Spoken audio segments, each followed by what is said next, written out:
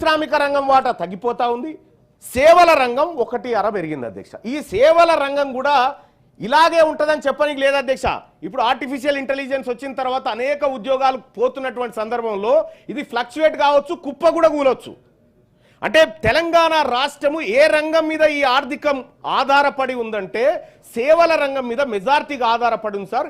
ఇది ఈ ఆర్థిక వ్యవస్థకు ప్రమాదకరమైనటువంటి గంటిక సార్. సార్ ఇక్కడ అందులో కూడా ప్రాథమిక రంగం 17.3% వృద్ధి ఉంటే వ్యవసాయం పశుసంవర్ధకం 81.7% ఉంది సార్. అటవీ మత్స్యపాలన 5%, ఖనిజాలు గనుల పరిశ్రమ 13.3 సార్. ఇక ఒక్కసారి 10 సంవత్సరాలకు సంబంధించి 2014 నుంచి 15 చూస్తే సార్ 2014 తెలంగాణ రాష్ట్రం ఏర్పడే నాటికి ప్రాథమిక రంగం 18.2% ఉంటే ద్వితీయ రంగం 20.4% ఉండే, తృతీయ రంగం సేవల రంగం 61.4 ఉండే అధ్యక్ష.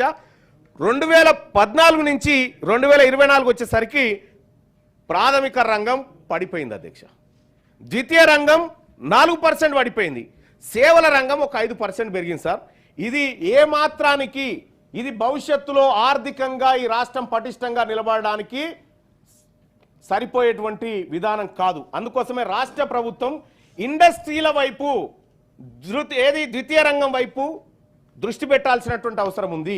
ఇతర రాష్ట్రాలతో పోల్చినప్పుడు మనం ఎట్లా ఉన్నాం అనేది ఒక్కసారి చూస్తే అధ్యక్ష, తెలంగాణ రాష్ట్రం కంక్లూడ్ చేయండి. చేస్తాను సార్. 24 మంది ఉన్నారు మొత్తం.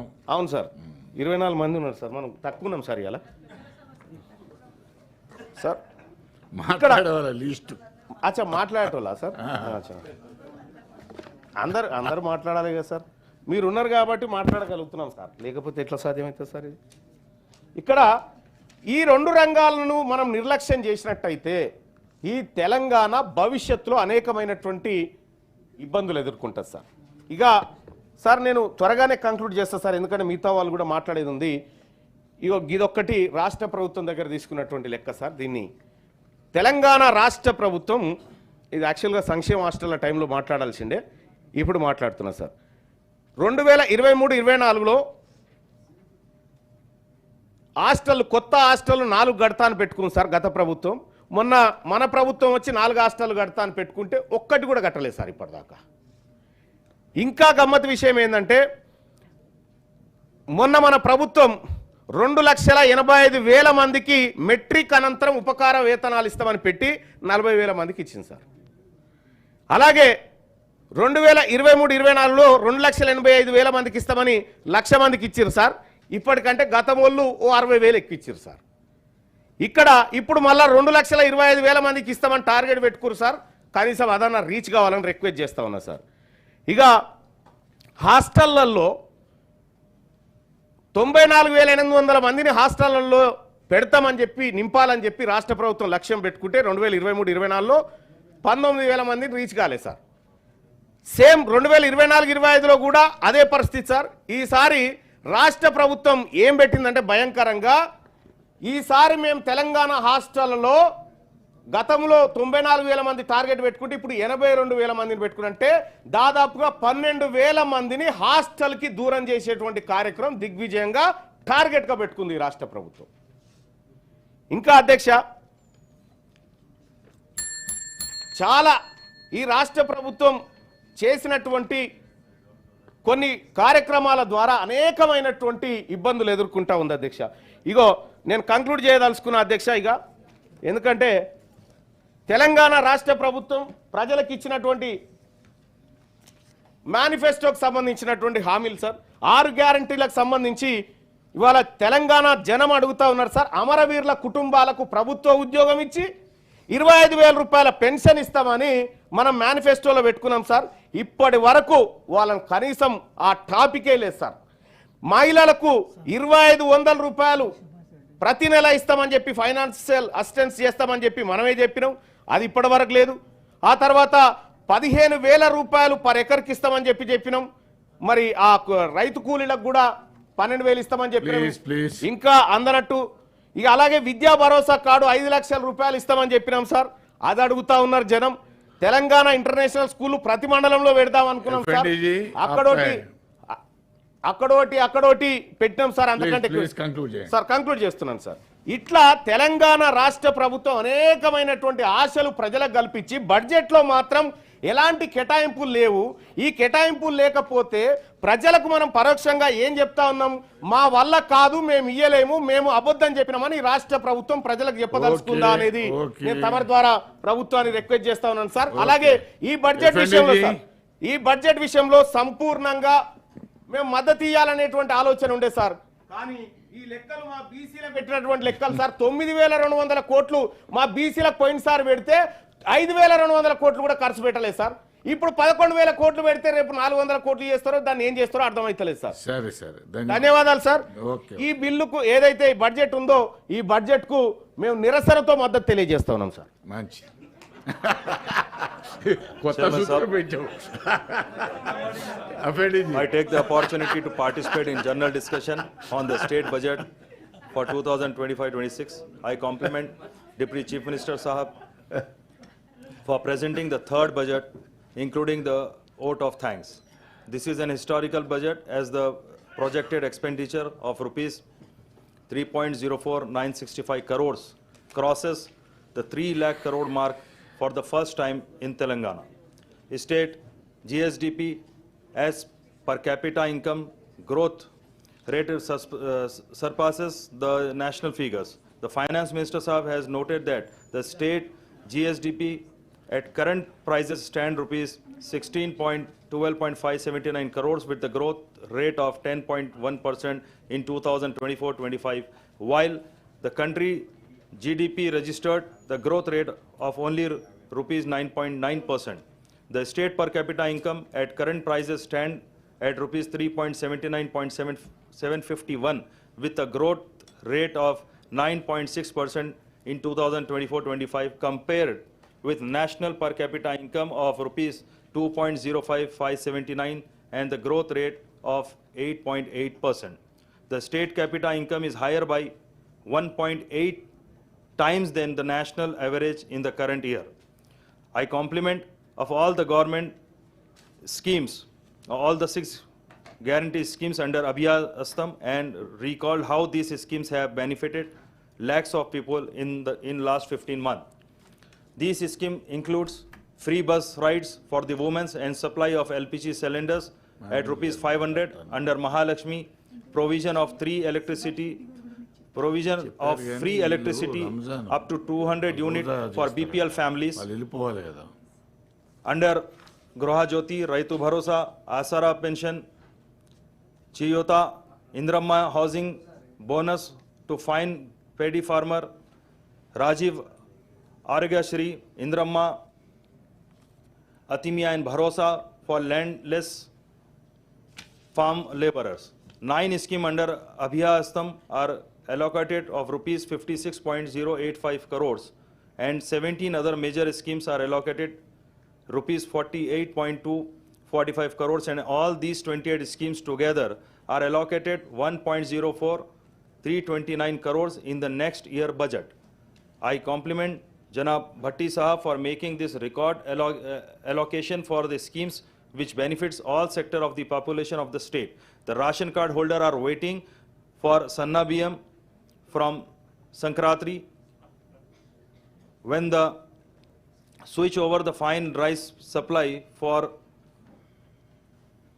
was supposed to be commenced. I would like to know whether the Bhav Bharati portal to replace Dharni portal which become operational for Ugadi.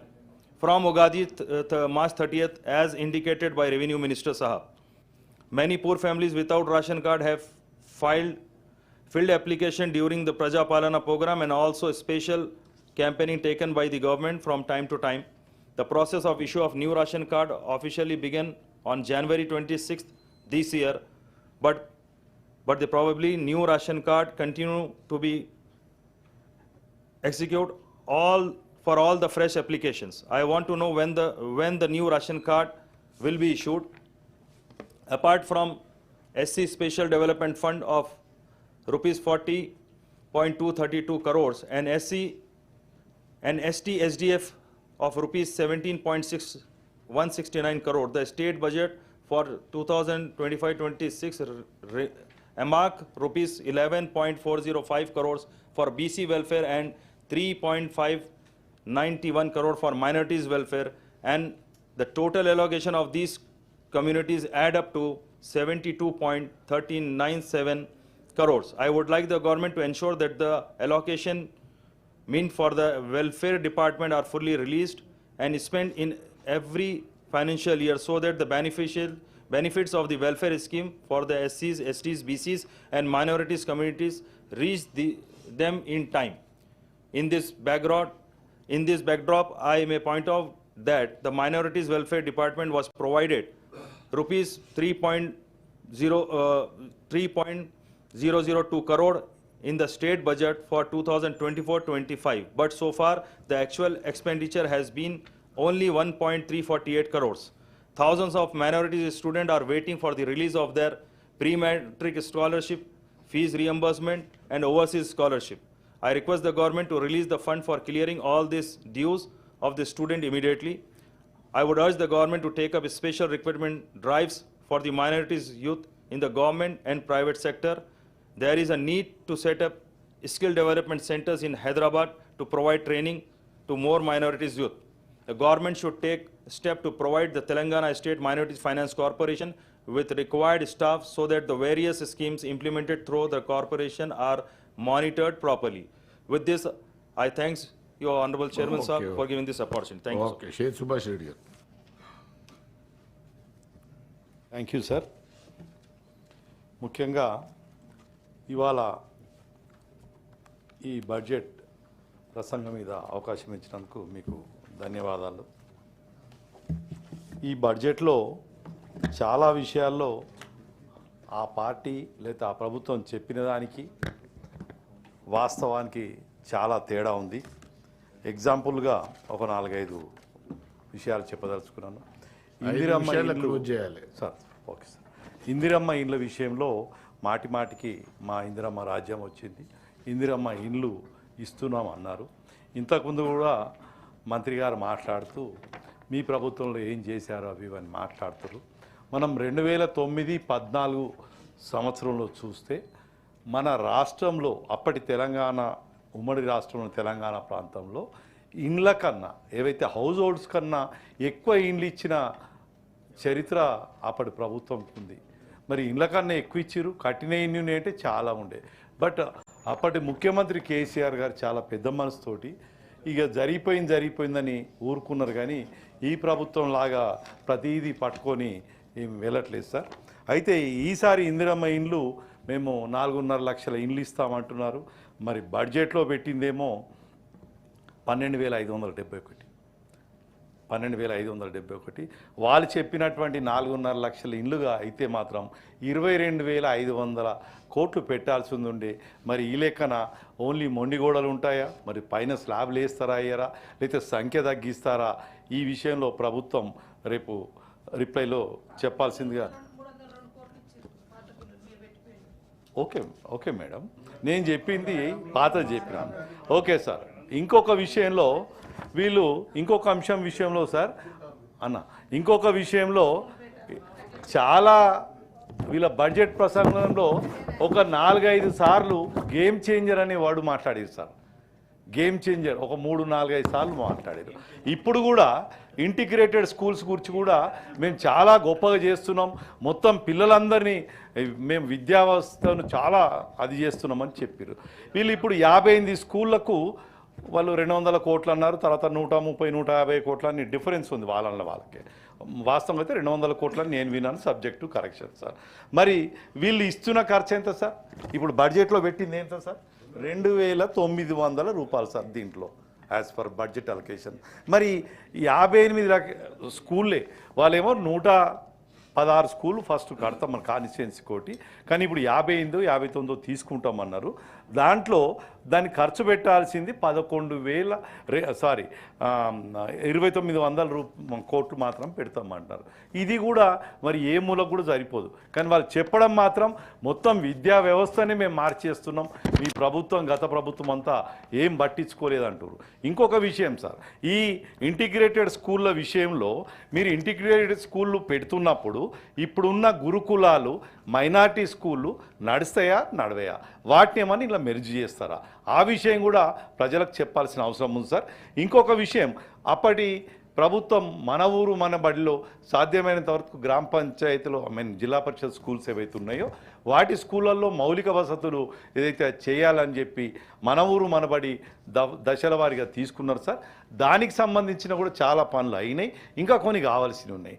తర్వాత వీళ్ళు అమ్మ ఒడి అని చెప్పి మళ్ళీ ఈ ప్రభుత్వం వచ్చినాక ఇంకొక స్కీమ్ స్టార్ట్ చేశారు సార్, అమ్మ బడి, ఓడి అన్న అమ్మ బడి.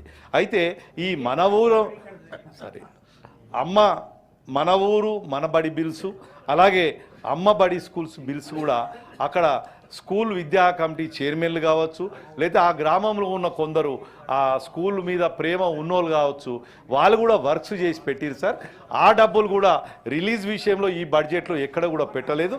దయచేసి వాళ్ళు చిన్న గ్రామీణ కార్యకర్తలు, గ్రామీణ ప్రజలు కాబట్టి వీళ్ళు ఏదో పెద్ద కాంట్రాక్టర్లు కాదు సార్. దయచేసి ఇట్టి బిల్స్ కూడా రిలీజ్ చేయాల్సిందిగా మీ ద్వారా ప్రభుత్వాన్ని కోరుతున్నాను సార్. అన్న ఒక్క నిమిషం అన్న, రైట్, మీరు కూడా గతంలో చెప్పారు సార్ నాకు గుర్తున్న కాడికి. అయితే ఇంకొకటి సిడిపి ఫండ్, ఎస్డిఎఫ్ ఫండ్ అని కూడా దీంట్లో రాసిర్రు సార్. మరి పోయినసారి కూడా సిడిపి ఎస్డిఎఫ్ అని రాసిర్రు, కాకపోతే అధికార పార్టీ వాళ్ళకే ఇచ్చినట్టురు, సిడిపి ఫండ్ అయితే ఎవరికి ఇచ్చినట్లేరు. మరి ఈసారి కూడా అదే విధంగా ఉంటుందా, అందరికీ ఇస్తారా అన్నది కూడా ఈ రిప్లైలో చెప్పాల్సిందిగా కూడా నేను కోరుతున్నాను సార్. ఇంకొక విషయం, కళాకారులు సార్, మొన్నటి మీరు సప్లిమెంటరీ అడిగితే మీరు ఆ రోజు కారణాల వల్ల ఇవ్వలేరు సార్. అయితే కళాకారుల విషయంలో ఈ ప్రభుత్వం ఏం చెప్పిందంటే చాలా తక్కువ మంది కళాకారులకు ఇచ్చిర్రు, తెలంగాణ ఉద్యమంలో చాలామంది కళాకారులు పాల్గొన్నారు అని చెప్పారు సార్. అయితే కేసీఆర్ గారు కొందరికైనా అప్పుడు ఉన్న పరిస్థితుల బట్టి ఇవ్వడం జరిగింది, కానీ శాలరీస్ కూడా పెంచుతామన్నారు, అవి కూడా పెంచలేదు, సంఖ్య కూడా పెంచుతామన్నారు. దాని గురించి కూడా ఎక్కడ కూడా చర్చ జరగలేదు, ఎక్కడ కూడా బడ్జెట్ స్పీచ్లో ఒక్క వర్డ్ కూడా రాలేదు సార్. దీని విషయం కూడా ప్రభుత్వం సమాధానం చెప్పాల్సిందిగా కోరుతున్నాను సార్. ఇంకొక రైతు భరోసా పోయినసారి కూడా అమౌంట్ పెట్టిర్రు, కానీ అమౌంట్ అయితే ఇలా మార్చి 21వ తారీఖు వచ్చింది, ఇవాళకి కూడా 3 ఎకరాల లోపు కూడా సరిగా పడలేదు సార్. అది కూడా మళ్ళీ టెక్నికల్ ప్రాబ్లమ్స్ అంటారు.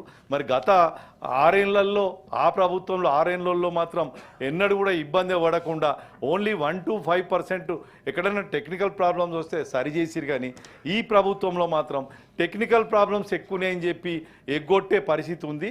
ఈ విషయంలో కూడా ఈ ప్రభుత్వం సమాధానం చెప్పాల్సిందిగా కోరుతున్నాను సార్.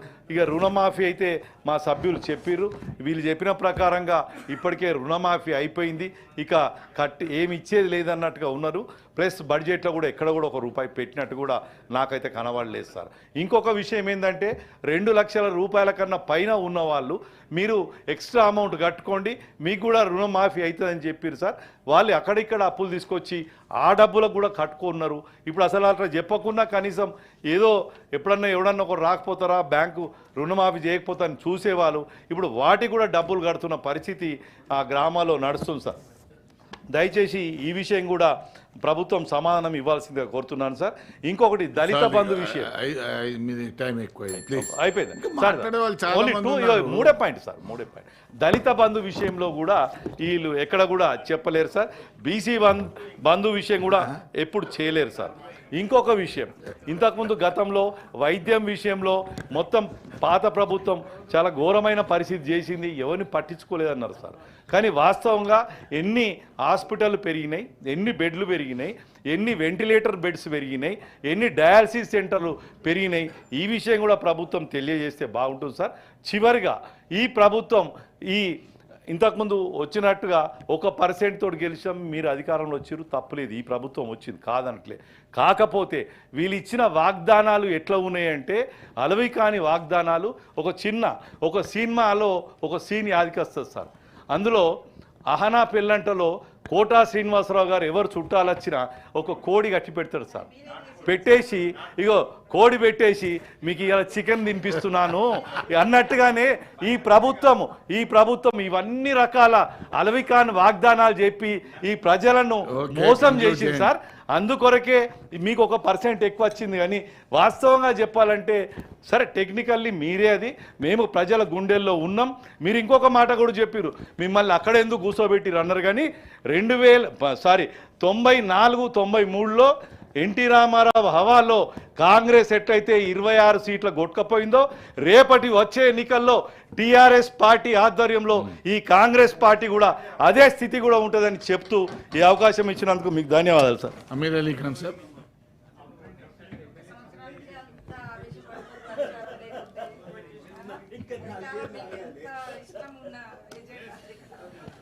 चेयरमैन साहब, शुक्रिया बहुत बहुत रियासत के बजट पर बात करने के लिए आपने मुझे मौका दिया.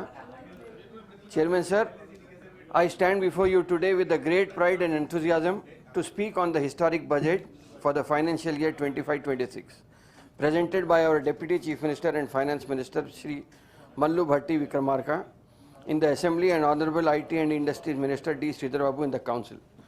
Chairman साहब, ये बजट सिर्फ फिगर्स का उलटफेर नहीं है साहब. It is a financial statement. It is a visionary roadmap that reflects the values of inclusivity, equity and sustainable growth that the Congress government stands for. Sir, आवाम की फलाह बहबूद के लिए को काफ़ी अहमियत दी गई है इस बजट में. ये इस बात की ज़मानत है कि तेलंगाना आलमी सतह पर माशी पावर हाउस बनकर उभरेगा सर. ये समाजी इंसाफ की अक्कास है sir. It is a welfare and community development allocations for the welfare and community development. Sir, ये के लिए मुख्तस बजट हुकूमत की गवर्नेंस फ़िलासफ़ी की गहराई की अक्कासी करता है सर, जो डॉक्टर बी आर अम्बेडकर साहब और महात्मा गांधी ने दिखाई है sir. Sir, the benefits would reach the most vulnerable sections of the society, and I think the budget benefits will reach the last man in the line, sir. For the welfare of scheduled castes, the government has allocated a record-breaking 40,232 crores, sir. Similarly, for STs also 17,169 crores have been earmarked to uplift tribal communities through education, health and livelihood programs. These allocations will definitely transform lives of the people, sir. इसमें कोई दो राय नहीं है. For the backward classes, the government has proposed 11,405 crores, ensuring comprehensive social, economic, educational and political empowerment, sir. Newly introduced social, economic, educational, employment, political and caste survey is a landmark initiative, sir. Chairman Sahab, no doubt Congress has consistently upheld the principles of secularism and equal opportunities. This budget continues that legacy with an unprecedented allocation of rupees 3,591 crores for minority welfare. Sir, there is a 20% increase from last year, but overall if you see out of 3,05%, it is just 1.2%, sir. I think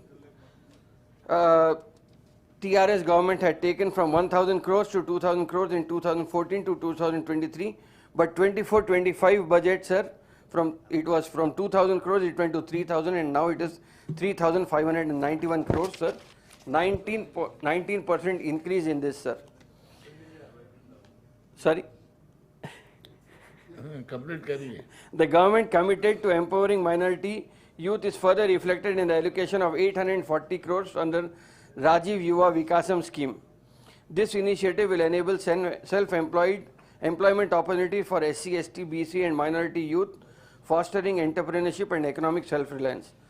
Sir, I would like to remind that the previous government only collected applications from jobless youths to provide loans for self-employment schemes.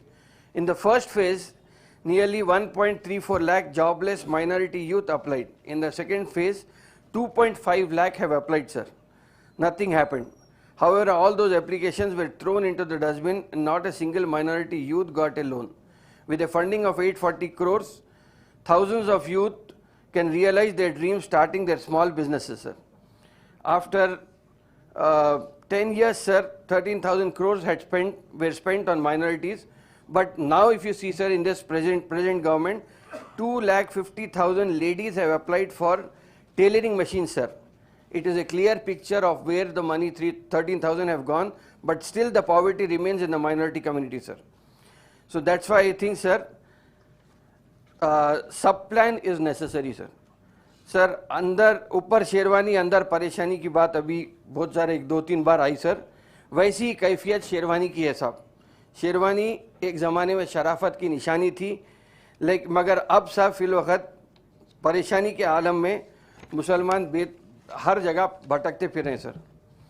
मगर मैं समझता हूँ कि अगर 100% allocation होना है इस budget का तो एक सब प्लान बहुत ज़रूरी है सर. एंड अभी इसी इजलास में मालूम हुआ कि CM office is considering the minority sub plan. I welcome that, sir. And Hyderabad, I'll just finish, sir. Under Musi River Development Front project, sir, Hyderabad will witness the revival of Musi River, transforming it into pollution-free and scenic attraction, enhancing both environment and tourism potential, thereby creating direct and indirect jobs for the people there, sir. Sir, the government has introduced Mega Master Plan 2050, which envisions a high-tech, sustainable and inclusive Hyderabad.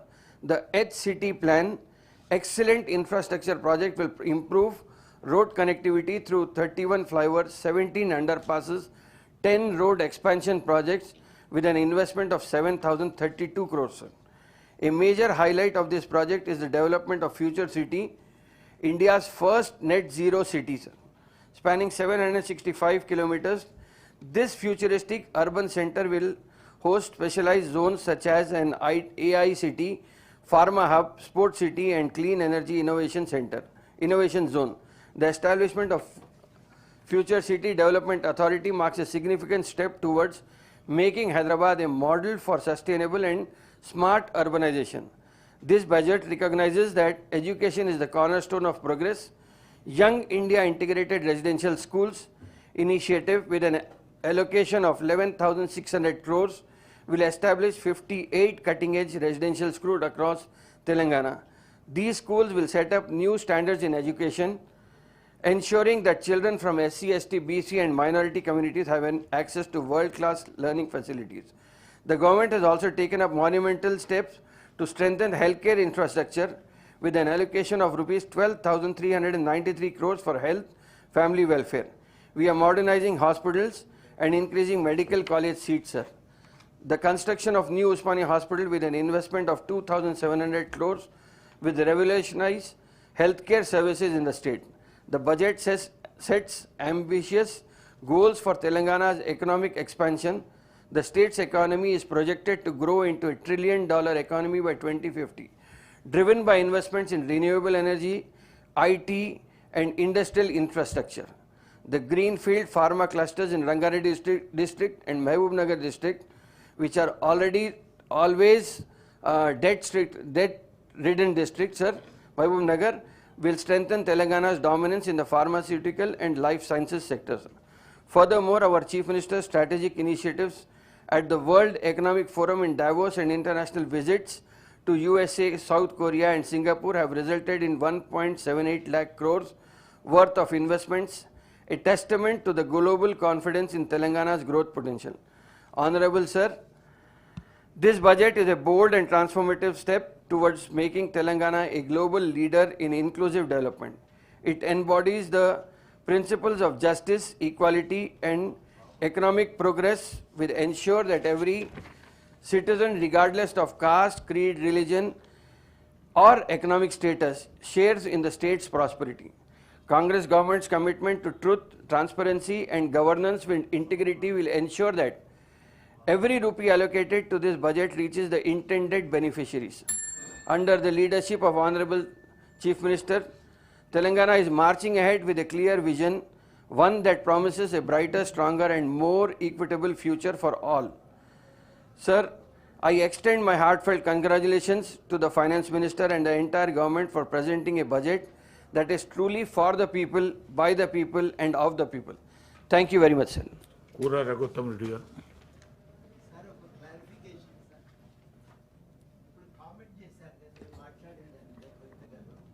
వాళ్ళు లేరు కదా ఇప్పుడు, ఇక తర్వాత మాట్లాడండి. ఇప్పుడు వారు ఉన్నప్పుడు మాట్లాడితే రఘుత్తం రెడ్డి గారు. అధ్యక్ష, 25-26 సంవత్సరానికి సంబంధించి బడ్జెట్ మీద మాట్లాడే అవకాశం ఇచ్చిన మీకు హృదయపూర్వకంగా ధన్యవాదాలు తెలియజేస్తూ,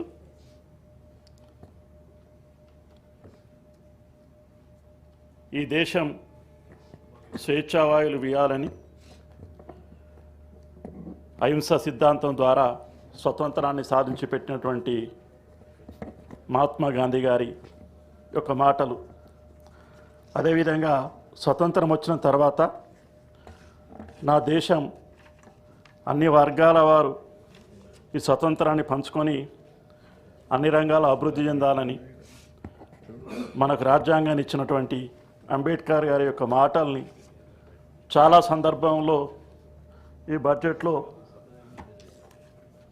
చాలా సందర్భాల్లో స్పృశించినందుకు ఈ బడ్జెట్లో వారు అనుకున్న అంశాలు ఏవైతే ఉన్నాయో దీని ద్వారా స్పష్టత ఏర్పడ్డదనేటువంటి మాట ఈ సందర్భంగా తెలియజేస్తాం. ఎందుకంటే ఫోటోలు కూడా ఇద్దరియే ఉన్నాయి. ఇక్కడ మహాత్మా గాంధీ, అంబేద్కర్ గారి సూక్తులతోటి బడ్జెట్ ఉంది. బడ్జెట్ పత్రం మీద కూడా తెలంగాణ బడ్జెట్ ఇన్ బ్రీఫ్, అంటే వారి ఈ రాష్ట్రాన్ని అన్ని రకాలుగా అభివృద్ధి చెందడానికి ఒక మంచి బడ్జెట్ను రూపకల్పన చేసినందుకు బడ్జెట్కు వ్యక్తిగతంగా ఆమోదాన్ని తెలియజేస్తూ ప్రభుత్వానికి కృతజ్ఞతలు కూడా తెలియజేస్తున్నాను. ఎప్పుడు అనుకున్నట్టుగానే విద్యాశాఖ పరంగా 15% బడ్జెట్ని ఇవ్వాలని చెప్పి మన ఎన్నికల మేనిఫెస్టోలో పెట్టుకున్నాం. కానీ ఈ బడ్జెట్ ప్రతిపాదన చూస్తే స్కూల్ ఎడ్యుకేషన్ సంబంధించి కానీ హైయర్ ఎడ్యుకేషన్ సంబంధించి కానీ టోటల్గా 7.58% అలొకేషన్ చేసి మిగతా డిపార్ట్మెంట్లు కూడా విద్యాపరంగా మనం చూసుకున్నట్టయితే ఇంకొక 3%, అంటే 10 నుంచి 11% వచ్చేటట్టుగా ఈ బడ్జెట్ అంకెలు మనకు తెలియజేస్తున్నాయి. అంటే ఇంకా 4% ఏదైతే కనీసం 15% బడ్జెట్ కన్నా అలొకేషన్ ఉంటే మనం అనుకున్నటువంటి విద్యాపరంగా అభివృద్ధి జరిగేదేమో. ఎందుకంటే విద్యాపరంగా అభివృద్ధి అన్ని వర్గాలకు జరిగినప్పుడు మాత్రమే అన్ని వర్గాలు సమాన న్యాయం పొందగలుగుతాయి అనేటువంటిది. అంటే good education is the foundation to better future. Education తోటే ఒక మంచి భవిష్యత్తు ఏర్పడడానికి అవకాశం ఉంటుంది.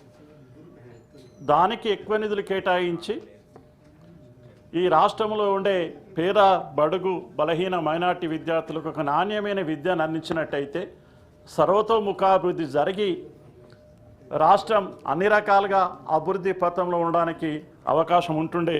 ఆ రకంగా ప్రభుత్వం ఆలోచన చేయాల్సిన అవసరం ఉన్నాయని చెప్పి మీ ద్వారా తెలియజేస్తూ, చాలా ఉద్యోగుల పరంగా అయితే రావాల్సిన డిఏల గురించి కానీ ఈ సంవత్సరం రావాల్సినటువంటి పే రివిజన్ కమిషన్ గురించి కానీ ఎక్కడా ఇందులో ప్రస్తావించలేదు. కాబట్టి ఇంకా ఏమైనా చివరి దశలో ప్రభుత్వం మాట్లాడేటప్పుడు మార్పులు చేర్పులు చేయడం అవకాశం ఉంటే వాటి మీద కూడా ఒక ప్రత్యేకంగా స్టేట్మెంట్ ఇవ్వాల్సిన అవసరం ఉంటుందని చెప్పి మీ ద్వారా ప్రభుత్వానికి సూచన చేస్తూ, ఉద్యోగ ఉపాధ్యాయులకు సంబంధించిన హెల్త్ విషయంలో కరెక్ట్గా ఎంత బడ్జెట్ కేటాయించినా ఇక్కడ నాకు స్పష్టత రాలేదు. గతంలో అయితే మనం హెల్త్ కార్డు ఇచ్చేటువంటి వాళ్ళం. హెల్త్ కార్డ్స్ ద్వారా ఇవాళ కార్పొరేట్ వైద్య దవాఖానాలు ఏవైతే ఉన్నాయో అది ఏ విధంగా వ్యవహరిస్తున్నాయి మన పట్ల అని మీకు తెలియంది కాదు అధ్యక్ష. కాబట్టి వారి పెత్తనాన్ని తగ్గించాలంటే నేను ప్రభుత్వానికి నా ఆలోచన విధానం ఏంటిదంటే హెల్త్ కార్డ్స్ విషయం కాకుండా ప్రతి ఉద్యోగికి కొత్త పిఆర్సీలో నగదు డబ్బునిచ్చి కుటుంబం యూనిట్గా ప్రతి ఉద్యోగికి నగదు డబ్బు ఇచ్చినట్టయితే వాళ్ళే ప్రైవేట్ ఇన్సూరెన్స్ ద్వారా మంచి వైద్యాన్ని పొందే అవకాశం ఉంటుంది. మనం ఈ హెల్త్ కార్డులు ఇచ్చినట్టయితే ఒకటి వాళ్ళు ఏదో ఫ్రీగా చేస్తున్నట్టుగా పేషెంట్ని సరిగ్గా పట్టించుకోవడం లేదు.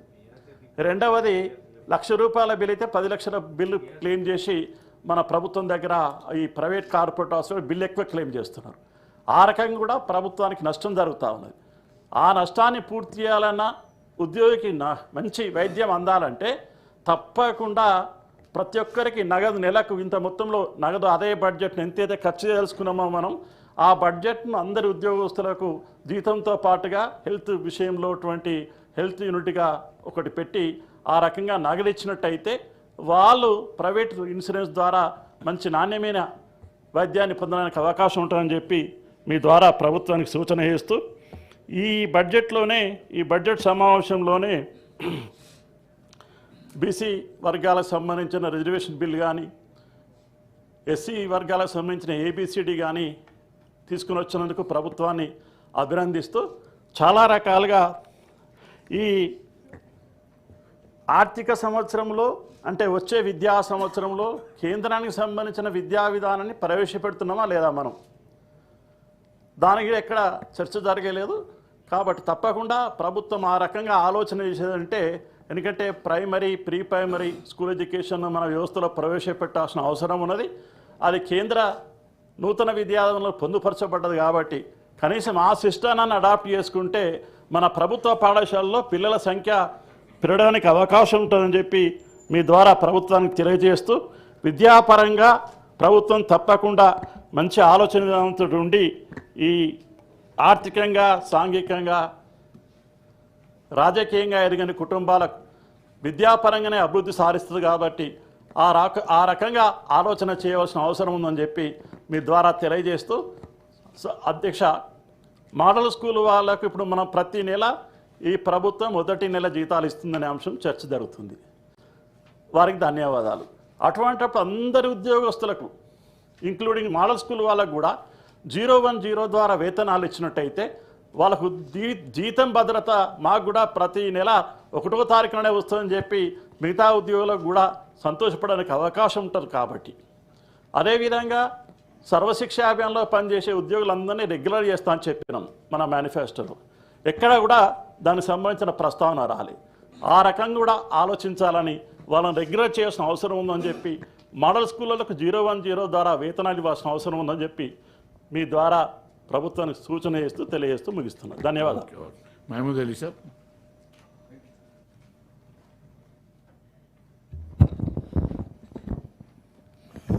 चेयरमैन साहब आपका बहुत शुक्रिया अदा करता हूँ।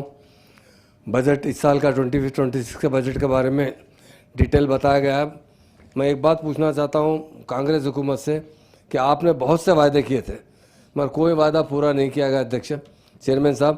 और हर तरीके से तमाम कमेटी को माइनॉरिटी नहीं सारी कमेटी के साथ जो वायदे किए गए थे इलेक्शन से पहले जो वायदे किए जाते हैं वो वायदे पूरा करना उनका फ़र्ज़ बनता है। मगर इस मरतबा इस बजट में कोई भी वायदा पूरा नहीं किया। हमारे 6 गारंटी से ये 420 हामी हमें जो दिया गया था वो सारे के सारे अधूरे वहाँ के वहाँ रह गए। इस बजट के अंदर ख़ास तौर से सारी कमेटी के साथ कहीं भी इंसाफ नहीं किया और ख़ास तौर से माइनॉरिटी कमेटी के साथ। माइनॉरिटी कमेटी का जो बजट है पिछली मरतबा यकीनन काफ़ी लोगों को खुशी हुई थी कि हमें 4000 करोड़ का बजट वायदा किया था और हमारा माइनॉरिटी